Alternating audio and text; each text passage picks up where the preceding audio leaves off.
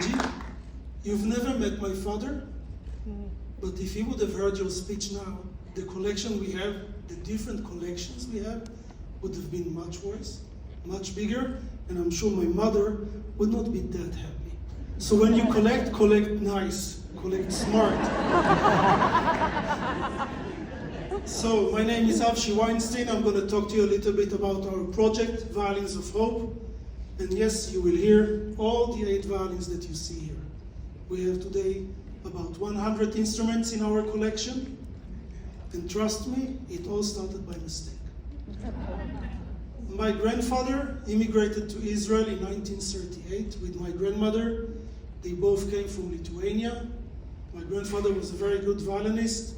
My grandmother was a very good pianist, and together they played in the silent movies. I know most of you know what I'm talking about, right? Because in the schools they have no idea. But before immigrating to Palestine, to Israel, my grandfather realized that there are really very good musicians already there, and he might not be able to find work as a musician. So he learned a little bit of violin maintenance and repair, and after picking enough oranges in the orchards around Tel Aviv, he managed to gather some money, and he opened our workshop in 1939. Now, when the war started, there weren't that many news. Today, something happens somewhere, after 1 second everybody knows. Then Facebook, online was not really that common. So in Israel, people knew what was going on, but they didn't know everything. They didn't know everything. They didn't know what really was going on. And when the war finished in 1945, slowly, survivors started coming and telling about all the horror stories from the war. There was a very, very strong ban on everything German. Nobody wanted to touch anything made in Germany, including German-made musical instruments. Many came to my grandfather and told him, either you will buy this instrument for me, or I'll simply break it. Now you have to understand, my grandfather was coming from a small Jewish family of 11 brothers and sisters. Only one of his brothers survived. My grandmother had 7 or 8 brothers and sisters. Unfortunately, none of her family survived. We don't know how many family we actually lost, because my grandparents never, ever spoke about it.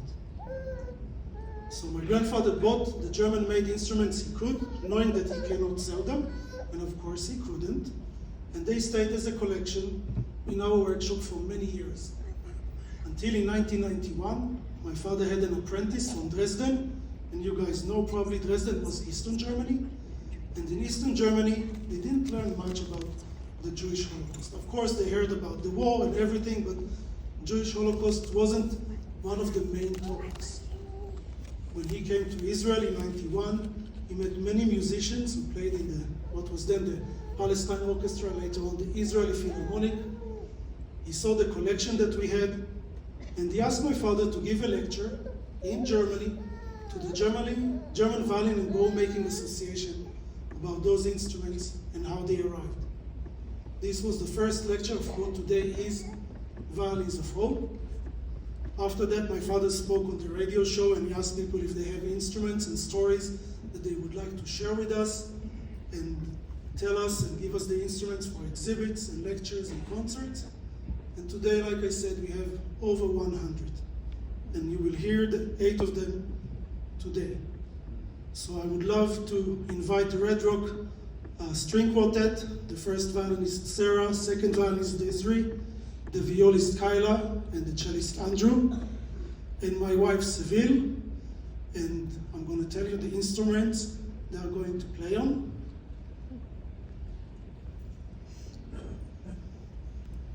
So when I said that my grandfather learned how to repair instruments, he learned from the person who made this violin. This is the very first violin we got after the radio show my father spoke on. It was about 9 o'clock or something like that in the morning the next day. My father is never in the workshop in those hours. And the guy called and he said, I have my uncle's violin. Now it's a bit difficult to see, but it has a small Star of David here, inlaid.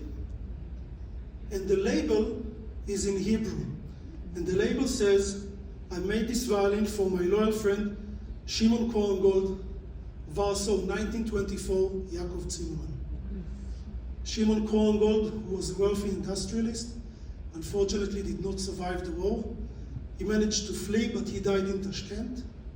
And in 1947, one of his closest friends gave the violin to the Cohen Gold family in Jerusalem. Yaakov Zimmerman, the violin maker, from what we know, he was probably about 70 years old when the war started. One of the legendary violinists of the 20th century, Ida Handel, told us that she remembered going to Yaakov Zimmerman when she was a child in Warsaw. Now, I met her in the 90s. She said she was 70 years old, but we knew each other for about 15 years, and she was always about 70 years old. But she remembered him as a man, probably in his 70s, with long white hair. And people in this age did not survive the war, not in Warsaw. The second violin is a very interesting story. This violin belonged to Roger Lanier. He was a French police officer, and he was working with some of the undergrounds, trying to smuggle Jewish people out from France. He was recognized by Yad Vashem as righteous among the nations. And when his son came to our workshop to give us the violin, like I said, my father loved collecting.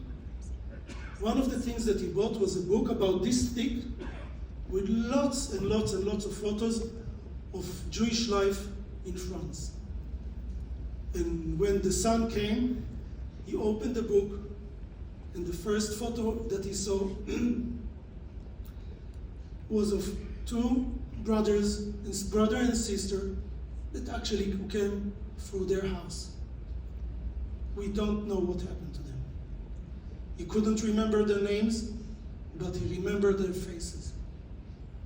Since then, we have the violin in our collection. And now I'm going to go into a very, very difficult and very dangerous story for me tonight. You see this very beautiful violin with the Star of David. This violin is dedicated to my grandparents from my mother's side. And I have a lot of family here, so if I'm going to make some mistakes now, I'll be in trouble. Except of my family, anyone here saw the movie Defiance with Daniel Craig, Liv Schreiber, and Jamie Bell? How many of you? Oh, not too bad. So you remember the movie approximately? It's talking about four brothers who lived in what today is Belarus, and then it was Eastern Poland. And when Nazi Germany invaded Russia, rather to go and live in the ghettos, they decided to live as partisans. This was my grandfather and his brothers. And they saved basically 1,232 Jewish people during the war. Now, those of you who have seen the movie, you've seen my grandparents' wedding. Let's say it's not a documentary. The real story was my grandfather and my grandmother, they lived in nearby villages, again, small families of 11 and 12 brothers and sisters. And my grandfather was in love with my grandmother, but she was the youngest one, and she didn't want to marry a village boy. But when the war started, they made a deal. The deal was that if he saves her and her parents, she will marry him. He did. Unfortunately, after 3 years of fighting, in July 1944, they were released by the Russians, but my grandfather was drafted to the Russian army and later on was killed. We don't know when and where. My grandmother was already pregnant when she heard about it. When the war ended, she decided that living in communist Russia is not exactly her life dream. So she took my mother and her parents, and they arrived in the end to Western Germany and later to Israel. So the first piece we are going to hear is by Christian Sinding, a Norwegian composer. And the reason that we are going to hear it is, in 1941 in Bergen, in Norway, there was a concert, which the concertmaster of the Oslo Philharmonic was supposed to play solo. He was a Jewish person, Ernst Glaser, and the violin he was supposed to play belonged to Ole Bull, who was one of the national heroes of Norway. And during the concert, there was a riot by the Nazi youth in Bergen, and in the end, the conductor decided to play the Norwegian national hymn, so everybody had to stand up. They smuggled him out, and later on he managed to run all the way to Sweden. So this piece we are going to play in the memory of Ernst Glaser.